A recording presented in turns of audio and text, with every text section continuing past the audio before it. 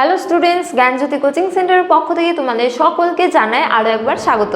তো স্টুডেন্টস, আজকে আমরা যে বিষয় নিয়ে আলোচনা করব তা হলো সাহিত্যিক উপাদানের যে পার্ট 2 রয়েছে, অর্থাৎ বিদেশি বিবরণ নিয়ে। ঠিক আছে, তো এর আগের ক্লাসে আমরা দেশীয় উপাদান নিয়ে আলোচনা করেছি। সেখানে আমরা দেখেছিলাম যে সাহিত্যিক উপাদান বলতে কী বোঝায়।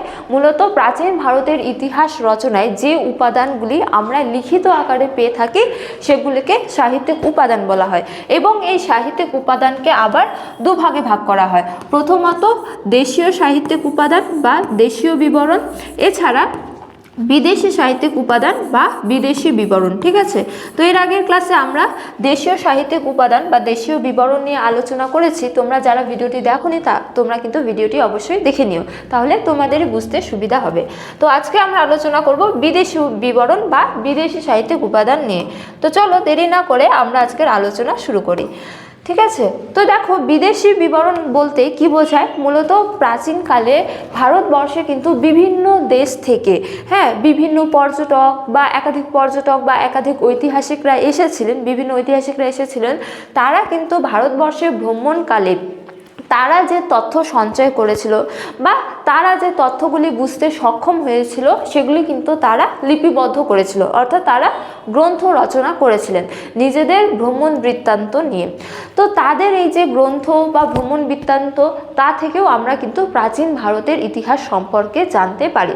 তো চলো এবারে আমরা আলোচনা করব যে প্রাচীনকালে বিভিন্ন ঐতিহাসিকরা এসেছিলেন, বা কোন কোন ঐতিহাসিক এসেছিলেন, কোন কোন দেশ থেকে এসেছিলেন এবং তারা কোন গ্রন্থ রচনা করেছেন এবং সেখানে তারা কোন তথ্যগুলিকে তুলে ধরেছেন তা নিয়ে। ঠিক আছে, তো দেখো সবার প্রথমে বলা হয়েছে যে প্রাচীনকালে বহু বিদেশিদের মধ্যে যেমন গ্রিক, রোমান, চৈনিক, তিব্বতীয় ও মুসলিমরা ভারতে আসেন। ঠিক আছে, বিভিন্ন বিদেশি অর্থাৎ গ্রিক ঐতিহাসিক বলো, রোমান থেকে বলো, চীন থেকে বলো, তিব্বত থেকে বলো, এবং কি মুসলিমরা ভারতবর্ষে আসেন এবং তারা ভারত সম্পর্কে তাদের যে অভিজ্ঞতা তারা লিপিবদ্ধ করেন, যা ইতিহাসের উপাদান হিসেবে গুরুত্বপূর্ণ। ঠিক আছে, তো দেখো বিদেশি বিবরণের মধ্যে সর্বপ্রথম রয়েছে গ্রিক বিবরণ, অর্থাৎ গ্রিক ঐতিহাসিকদের বিবরণ সংক্রান্ত। ঠিক আছে, তো দেখো এক্ষেত্রে বলা হয়েছে যে গ্রিক লেখকদের মধ্যে সর্বপ্রথম গ্রিক ঐতিহাসিক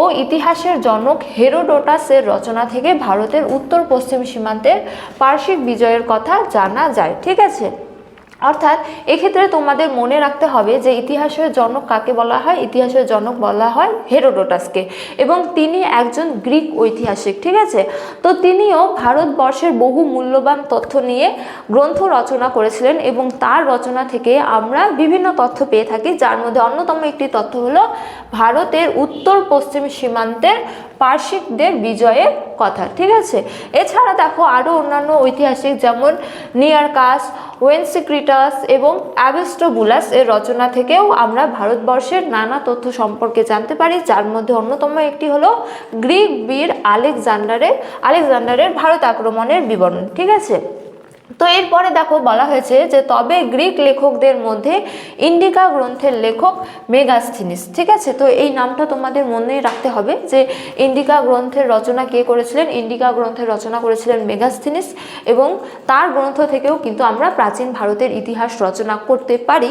তো তার গ্রন্থ থেকে আমরা যে তথ্য জানতে পারি তা হলো মূলত মৌর্য সাম্রাজ্য ও সমকালীন ভারতের বহু মূল্যবান তথ্য। ঠিক আছে, অর্থাৎ মৌর্য সাম্রাজ্যের ইতিহাস রচনা করতে গেলে আমাদের কিন্তু মেগাস্থিনিসের লেখা ইন্ডিকা গ্রন্থের ওপর নির্ভর করতে হয়। ঠিক আছে, এছাড়াও দেখো বলা হয়েছে যে পালিবায়াস রচিত Periplus of the Erythraean sea, টলেমির রচিত ভূগোল, এছাড়া প্লিনির রচিত প্রাকৃতিক ইতিহাস থেকে আমরা প্রাচীন ভারতের ইতিহাস রচনা করতে পারি, বা প্রাচীন ভারতের ইতিহাস রচনায় তাদের রচিত গ্রন্থগুলির অবদান কিন্তু অনস্বীকার্য। ঠিক আছে, তো তোমাদের এই কয়েকটি নাম তুলে ধরতে হবে এই পয়েন্টে, যে টলেমির রচিত গ্রন্থের নাম কি, তা হলো ভূগোল, এবং তার রচনাও কিন্তু প্রাচীন ভারতের ইতিহাস রচনায় খুবই গুরুত্বপূর্ণ। এছাড়া পালিবায়াস রচিত Periplus of the Erythraean Sea, এই নামটা তোমাদের মনে রাখতে হবে, এবং প্রাচীন ভারতের ইতিহাস রচনায় তার রচিত গ্রন্থের অবদানও কিন্তু অনস্বীকার্য।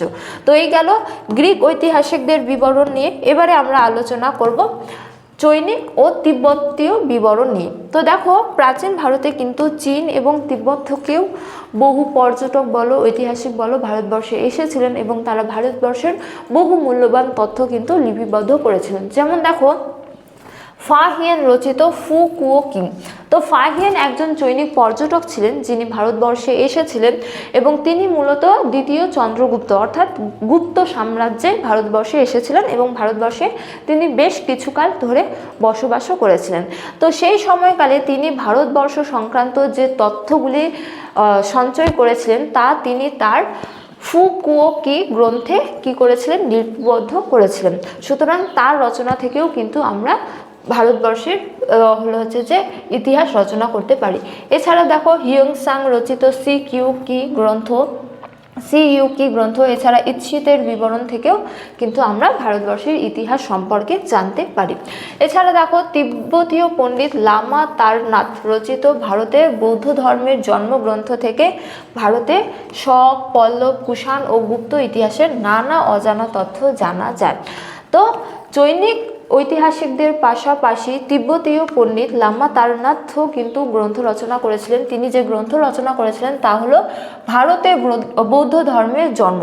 এবং এই গ্রন্থ থেকে আমরা কি জানতে পারি, এই গ্রন্থ থেকে আমরা শক, পল্লব, কুষাণ ও গুপ্ত যুগে কিন্তু নানা তথ্য সম্পর্কে জানতে পারি। সুতরাং প্রাচীন ভারতের ইতিহাস রচনায় চৈনিক ও তিব্বতীয় বিবরণের গুরুত্বও কিন্তু অনস্বীকার্য। ঠিক আছে, তো দেখো এবারে আমরা আলোচনা করব আরবীয় বিবরণ নিয়ে। ঠিক আছে, তো ভারতবর্ষে কিন্তু একাধিক মুসলিম আক্রমণ ঘটেছিল এবং তার মধ্যে অন্যতম হলো সুলতান মাহমুদ। তো মুসলিম ঐতিহাসিকদের মধ্যে সর্বশ্রেষ্ঠ হলেন অল বিরুনি। তো তিনি সুলতান মাহমুদের সঙ্গে ভারতবর্ষে আসেন। ঠিক আছে, তো সুলতান মাহমুদ ভারতবর্ষ আক্রমণ করেছিল বেশ কয়েকবার এবং সুলতান মাহমুদের সঙ্গে কে এসেছিলেন, অল বিরুনি এসেছিলেন। তো তিনি দীর্ঘকাল বসবাস করেন এবং ভারতীয় ধর্ম, দর্শন, বিজ্ঞান, সাহিত্য সম্পর্কে অনুশীলন করেন এবং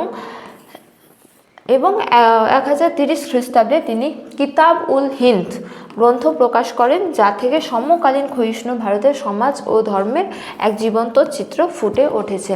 তো অল বিরুনি তার ভারতবর্ষের ভ্রমণ সংক্রান্ত যে গ্রন্থে লিপিবদ্ধ করেন তা হলো কিতাবুল হিন্দ এবং সেখান থেকেও আমরা কিন্তু ভারতবর্ষের নানা তথ্য সম্পর্কে জানতে পারি।